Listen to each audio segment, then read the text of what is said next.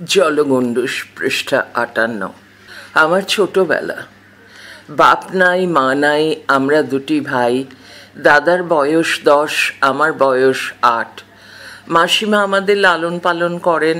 মাসিমা বিধবা, কোনো সন্তানাদি ছিল না, আমরাই তাহার অবলম্বন। লোকে বলিত মাসিমায়ের হাতে টাকা আছে। তিনি সন্ধ্যার অন্ধকারে লোককে গোপনে টাকা ধার দিতেন। বিঘা 30-32 জমি ছিল আমাদের। 4টি বলদ ও 24-25টা গাই গরু ছিল। প্রচুর গোবর সার হইত জমিতে। সেই সব সার দেওয়ায় ধানও হইত অনেক। ছোলার জমি ছিল না, খেসারি ও মসুর এবং গম হইত। খরচ খুব কম ছিল। দুধ হইত প্রতিদিন 3-4 সের। দুধ, দই এবং গাওয়া ঘিয়ের অভাব ছিল না বাড়িতে। মাসিমা ঘরেই ধান সিদ্ধ করিতেন। ভাঞ্চরি, ভয়াকার দন্তের ন চ বৈষ্ণরয় দীর্ঘই। ভাঞ্চরি ছিল 2 জন তাঁতির মেয়ে, দেয়াসিনী ও তুলসী প্রতিবেশিনী। পাড়ার বুড়ো রায় ধর্মরাজের দেয়াসী ছিল স্বামী।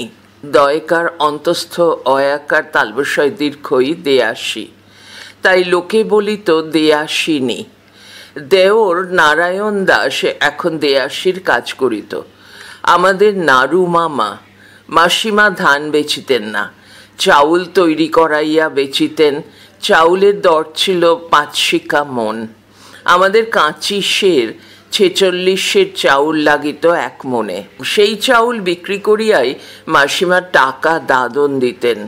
মাসিমার শ্বশুরবাড়ির যুগল বিগ্রহ শ্রী রাধা বল্লভ। 1 বৎসর অন্তর 7 মাস সেই বিগ্রহের সেবা ভোগ নির্বাহ করিতে হইত। শ্বশুরবাড়ির আয় ছিল সামান্য। একজন শিষ্য দেখাশোনা করিতেন।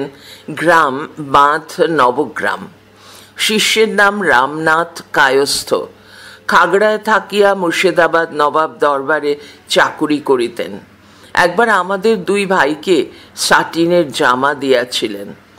শ্রী বিগ্রহের সেবায়িতগণের অনেক শিষ্য। মাসিমাও কিছু শিষ্য পাইয়াছিলেন।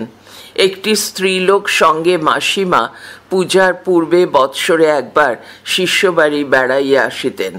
4 আনা 8 আনা বৎসরে গুরু প্রণামীর বরাদ্দ ছিল। এক গৃহস্থের এক রকম বলিত বার্ষিকী। বড়জোর 15 টাকা কি 20 টাকা পাইতেন। কাহারো বাড়িতে বিবাহ বা আদ্যশ্রাদ্ধ থাকিলে গুরুবরণের কাপড়ও 2-1 টাকা বিদায় তোলা থাকিত। এই সময় সেসবও পাওয়া যাইত। সেকালে টাকার দাম ছিল। মাসিমা এই টাকা জমাইয়া রাখিতেন এবং লোকের বিপদ আপদে বা অন্য প্রয়োজনে সাহায্য করিতেন। তখন 64 পয়সায় 1 টাকা হইত। যাহারা টাকা দাদন লইত, সুদ দিত টাকায় প্রতি মাসে 8 পয়সা, বড়জোর 1 পয়সা। পৃষ্ঠা 59। লোকে রটাইয়াছিল মাসিমায়ের টাকা আছে, তজ্জন্য তিনি ভয় পাইতেন। এখনকার মতো দিনে চুরি, রাত্রে ডাকাতির দিন ছিল না তখন। ইংরেজ শাসনে ভয় ছিল লোকের। চুরি খুবই কম হইত। ছিচকে চোর থালাটা বাটিটা কি 2খানা পরানের কাপড় কি 10-5 সের চাউল চুরি যাইত। মাসিমার এই চোরের ভয় ছিল ভীষণ। আমাদের 2টি ভাইকে লইয়া শুইবার সময় প্রতি রাত্রে তিনি একটা ছড়া বলিতেন। আমাদিগকেও সঙ্গে সঙ্গে বলিতে হইত। 3 বার বলার নিয়ম ছিল। এই ছড়া বলিলে আর ঘরে কেহ আসিবে না, ইহাই মাসিমার সুদৃঢ় বিশ্বাস ছিল। ছড়াটি এই, উদ্ধৃতি শুরু। চোর চাপাটি বাঁশের পাতা, আসবে চোর কাটবো মাথা। হুটুর খুটুর সুটুর কান, চোর গেল বর্ধমান। সিং নড়বড় বোঁচা দাড়ি, চোরের মাথায় লাঠি মারি। আশ শিমের অম্বল, কাঠ শিমের ঝোল। চোর ডাকাত পড়ল শহর, বর্ধমানের কোল। উপসী কাপাসী নাক কাটা যাত্রা নাসি। দাঁড়ি উদ্ধৃতি শেষ। বর্ধমান শহরে মহারাজা আছেন, তাহার সৈন্য সামন্ত আছে। চোর সেখানে গেলে নিশ্চয়ই ধরা পড়িবে এবং চোরের সাজা হইবে। ছড়ার রচয়িতার এই বিশ্বাস ছিল বলিয়াই তিনি চোর ডাকাতকে বর্ধমান শহরে পাঠাইয়া দিয়াছেন। কাছিম কাছিম কাছিম প্রতি ছড়া বলা শেষে 3 বার বলিতে হইত, অর্থাৎ কাছিম কাছিম বলা হইত 9 বার। কাছিম নাকি ভারী অযাত্রা, কাছিম নাম শুনিলে আর চোর আসিবে না। আমাদের একজন কৃষাণ একটা কাছিম মারিয়া তাহার পিঠের শক্ত খোলাটা বাহির দুয়ারে পুঁতিয়া দিয়াছিল মাটির বেশ নিচে। মাসিমার সংসারের কাজ সারিয়া মালা জপ শেষ করিয়া শুইতে রাত্রি হইত। মনে পড়ে একদিন নিশুতি রাত্রে আমাদিগকে জাগাইয়া মাসিমা ছড়া বলাইতেছেন। আমরা 2টি ভাই মাসিমায়ের কোল ঘেঁষিয়া শুইয়া আছি। ভয়ে গলার স্বর বাহির হইতেছে না। আমাদের বাড়ি লাগাও পূর্ব দিকে 3 ঘর ব্রাহ্মণের বাস ছিল। ইহারা আমাদের কুলদেবতা শ্রী শ্রী রাধা মদন গোপাল প্রভু জিউর অংশীদার সেবায়িত। আর পশ্চিম দিকে ছিলেন আমাদের মাতুল বংশ ভট্টাচার্য 2 ঘর। ইহারাই মূল সেবায়িত। আমরা এই ভট্টাচার্য বাড়ির দৌহিত্র বলিয়াই সেবার অংশ পাইয়াছিলাম। বাড়ি দেখিয়া মনে হইত যেন একটাই বাড়ি, লোকে জনে খুব জমজমাট ছিল। এখন সেই পূব দিকের বাড়িতে কেহ নাই, 1 ঘর একটু দূরে আছেন, আর 1 ঘর মঙ্গলডিহি গ্রামে বাস করিতেছেন। পশ্চিমের বাড়ির একজন বংশধর মাত্র বাঁচিয়া আছেন, একটু তফাতে বাড়ি করিয়াছেন। কিছুদিনের মধ্যেই একজন লোক রাত্রে আমাদের বাড়িতে শুইতে আসিতেন। বৃদ্ধ ভদ্রলোকের নাম বৈকুণ্ঠনাথ গরাঙ্কি, গ বৈষ্ণ রয়াকার উঁয়কয় দীর্ঘই। নিকটেই বাড়ি, পৃষ্ঠা 60। রাত্রে আমাদের বাড়িতেই খাইতেন। মাসিমায়ের নিকট অনেক টাকা ধার লইয়াছিলেন, শুইবার জন্য টাকার সুদ মাফ পাইয়াছিলেন, এবং পরে আসল টাকা দিতে না পারিয়া তমসুক লিখিয়া দিয়াছিলেন। লোকটি চাউলের ব্যবসা করিতেন। 1 জোড়া বলদ ছিল, বেশ দুর্বল। গ্রামের 8-10 জন লোক দল বাঁধিয়া 8 ক্রোশ দূরে বোলপুরে চাউল বেচিতে যাইত। তিনিও তাহাদের সঙ্গী ছিলেন। সকলেই তাহাকে ভালোবাসিত, সঙ্গে লইয়া যাইত। খানা খন্দে সকলে মিলিয়াই গাড়ি ঠেলিত। রাস্তা খুবই খারাপ ছিল। পুনঃ যাতায়াতে প্রত্যেকেরই বলদের দশাও ছিল বৈকুণ্ঠেরই বলদের মতো। বৈকুণ্ঠ একদিন সকলকে এক বিপদ হইতে রক্ষা করিয়াছিলেন উপস্থিত বুদ্ধির জোরে। পথে নাচন শাহ গ্রাম, এই গ্রামে ঢুকিবার মুখেই 1 ঘর জাঁকরেল হাড়ির বাস ছিল। জনবল ছিল প্রচুর। ইহাদের বাড়িতে কয়েকটি খুব মিষ্টি আমের গাছ ছিল। সেবার প্রচুর আম হইয়াছিল। আমের ভারে গাছের ডাল রাস্তার উপরেই নুইয়া পড়িয়াছিল। পাকা আমের সময় আমের গন্ধে আকৃষ্ট হইয়া আমাদের গ্রামের 2 জন গাড়োয়ান গাড়ির উপরে বসিয়াই কতকগুলি পাকা আম পাড়িয়াছিল। শব্দে ঘুম ভাঙ্গিয়া গিয়াছে এবং সপুত্র সেই আম গাছের মালিক উঠিয়া গাড়িগুলি আটকাইয়া দিয়াছে। বৈকুণ্ঠের গাড়ি ছিল সকলের পিছনে। গোলমাল শুনিয়া আগাইয়া আসিয়া সমস্ত শুনিয়া গাড়োয়ান 2 জনকে কিলচর মারিতে লাগিলেন। তিনি মারিতে মারিতে বলিলেন, হ্যাঁ রে, তোরা আমার এই অপমানটা করলি? আমার বাগানের আম পরে খায়, আম এদেশে ছিল না? হনুমান লঙ্কায় আম খেয়ে আঁটি ছুঁড়ে ফেলেছিলেন এদেশে। আম তো এঁটো ফল, আমি আম বিক্রি করি না।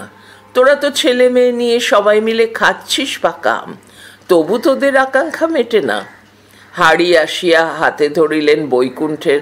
আমাকে মাপ করুন মশাই, বুঝতে পারি নাই যে আপনারই কৃষাণ। বৈকুণ্ঠের রাগ কি থামে? না হে, মারো তোমরা এদের, আমায় এত অপমান করলে এরা। বৈকুণ্ঠ ক্রমেই তাতিয়া উঠিতে লাগিলেন। হাড়ি হাতে পায়ে ধরিয়া বৈকুণ্ঠকে শান্ত করিয়া সব আম তো দিলই, ঘরের মজুদ কিছু পাকা আমও আনিয়া দিল। আমার পিতা ঠাকুরের গুরুপুত্র পূজ্যপাদ হরিকিঙ্কর ঠাকুর মহাশয় হেতমপুর রাজ স্টেটের ম্যানেজার ছিলেন। কি প্রয়োজনে মাসিমা আমাকে হেতমপুর পাঠাইয়াছিলেন, সঙ্গে বৈকুণ্ঠনাথ। বৈকুণ্ঠনাথ আমরা মামা বলিতাম। তিনিও চলিতে পারেন না, আমিও পারি না। 6টায় খাইয়া বাহির হইয়াছিলাম, পথে কৃষ্ণনগরে গিয়া সন্ধ্যা হইয়া গেল। বৈকুণ্ঠনাথ কৃষ্ণনগরের পাশে পছিয়ারায় এক স্বজাতির বাড়িতে গিয়া উঠিলেন। পরিচিত ঘর। তিনি ঘরে ঢুকিবার মুখে নাচ দুয়ার হইতেই বলিতে বলিতে চলিলেন, দেখ কাকে এনেছি, দেখ কত বড় কুলীনের ছেলে, তোদের গুরুবংশের পুরুত ঠাকুরের দৌহিত্র, বন্ধনীর মধ্যে দৌহিত্র, বন্ধনী শেষ, তোদের বাড়িতে ... করতেও আসে না। আন জল আন, পা ধুইয়ে দে, সেই জল ঘরগুষ্টি খা, ঘরের চালে ছিটিয়ে দে, ময়রাদের বল রসগোল্লা আনুক, পাথরের থালা আন, ময়রারা এসে কুয়োতে জল তুলে দিক। পৃষ্ঠা 61। সে এক হুলুস্থুল কাণ্ড। তখন কেজির চলন ছিল না, ওজন হইতো সের হিসাবে। এক সের রসগোল্লার দাম ছিল 4 আনা। আজ সে রসগোল্লা সহ ময়রা আসিল। গৃহস্বামী এক প্রকাণ্ড পাকা ফুটি বাহির করিয়া দিল। বৈকুণ্ঠ বলিলেন, সেবা দাও বাবা, সেবা দাও, পেশাদ রেখো আমার লেগে সামান্যি, ফুটিটা সব সেবা দিও না, অসুখ করবে। তখন চিনির চল ছিল না। গৃহস্বামী বেশ ভালো গুড় বাহির করিয়া দিয়াছিলেন ফুটির সঙ্গে খাইবার জন্য। বৈকুণ্ঠ বলিলেন, আগে গুড় সেবা দিও না বাবা, গুড় সেবা দিলে রসগোল্লা মিষ্টি লাগবে না। আজকাল পল্লীগ্রামে এই ধরনের মানুষ আর পাওয়া যায় না। তিনি আমাকে সাপের বিষ নামানোর মন্ত্র শিখাইয়াছিলেন।